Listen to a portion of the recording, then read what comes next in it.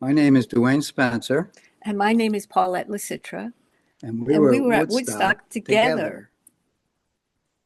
I think you guys got it in one. That was great. All right. This is making me well up.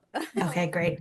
So this is Julia Fell interviewing Dwayne Spencer and Paulette Lecitra on April 24th, 2025 for the Museum at Bethel Woods Oral History Collection. People were everywhere. People of so similar backgrounds and consciousness. Consciousness, It yeah. was just such. It was really refreshing to be with that many people that all kind of were on the same page. But the other thing that we tried to remember is that did we have money? Where did we get food?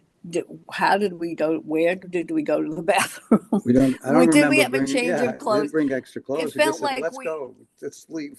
Bye." yeah, we just like got in the car and went. And and we were just out of high school, so we were just kids. And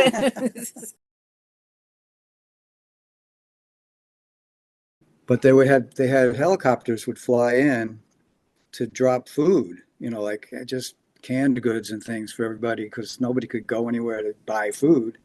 And so people would just dig a hole in the ground and start a fire and cook up a can of beans on the fire.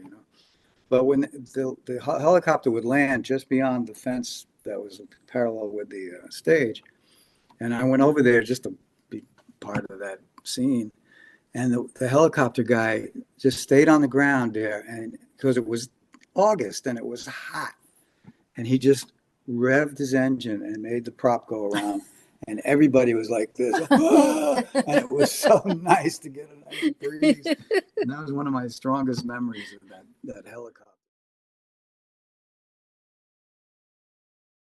and we were there when it rained. We were on the site when it rained, and Dwayne, it was all mud and everything. And also, I have curly hair, but back then I used to straighten it. And so after the rain, I was like, my hair was out again, and I was like, oh shoot.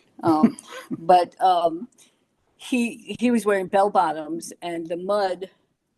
But when I got home, the mud was on the bottom of my pants, and by then it had all dried off. But for some reason, I said, this was a big deal, this thing we just went to.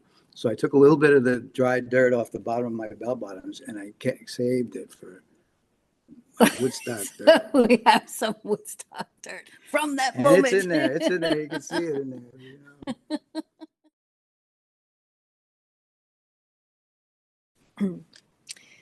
Idealistic feelings that you think, wow, the world should be a place like this, and in our heads it should be a place of peace and sharing love and sharing art and sharing music.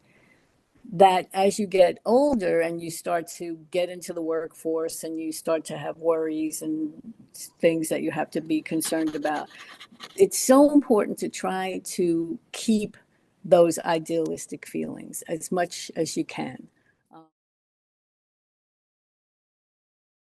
The, the consciousness and the philosophies and the culture, and that doesn't, because it was 50 years ago, doesn't make it irrelevant or obsolete. And it's like with some of the craziness that happens nowadays and just in every aspect of life, you almost want to say, go look at this as a model. This is how it is when everybody kind of gets along and feels good about things instead of being so negative about almost everything. Mhm. Even positive experiences always end up turning negative. There's always a bad apple. It just which was such an amazing thing about Woodstock is that none of that happened.